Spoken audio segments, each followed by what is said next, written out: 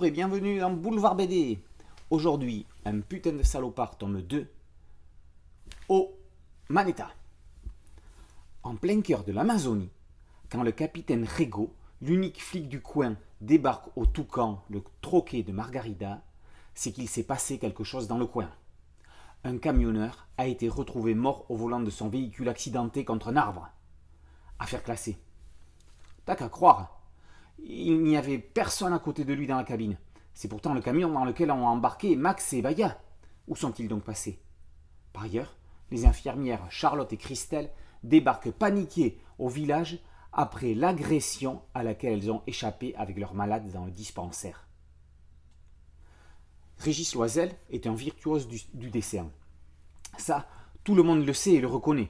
Qu'il soit un virtuose du scénario, on s'en doutait un peu depuis qu'il coécrit La quête de l'oiseau du temps avec Le Tendre.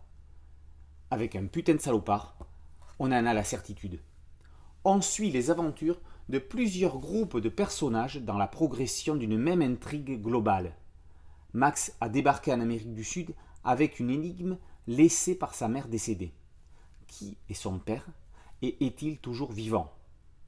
La carcasse d'un avion écrasé au fin fond de la jungle recèle des secrets.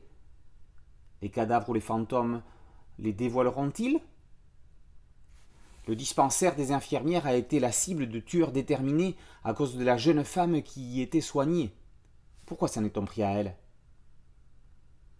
Un chantier de travaux amazoniens ne semble pas être fréquenté que par des ouvriers recommandables. Pourquoi le patron tient-il tant à ce que Max soit retrouvé? Loisel multiplie les questions, faisant monter un suspense crescendo. Son principe de construction scénaristique est pyramidal. Les pions de la base se rejoignent, pour certains, dans un final percutant. Le scénariste n'en oublie pas une touche d'humour, volontaire ou pas, avec le running gag du nettoyage de cadavres par les crocodiles. Olivier Pont désirait une histoire qui se passait en Amérique du Sud. Plutôt que de choisir la Guyane, que le dessinateur suggérait, Loisel l'a embarqué en Amazonie, pour notre plus grand plaisir. L'immersion est totale. Aidé en cela par les couleurs de François Lapierre, l'invitation au voyage et le dépaysement sont assurés. Avec Vincent Mallier, Mohamed Awamri et David Etienne, Olivier Pont fait définitivement partie de la famille des ADN Loisello compatibles.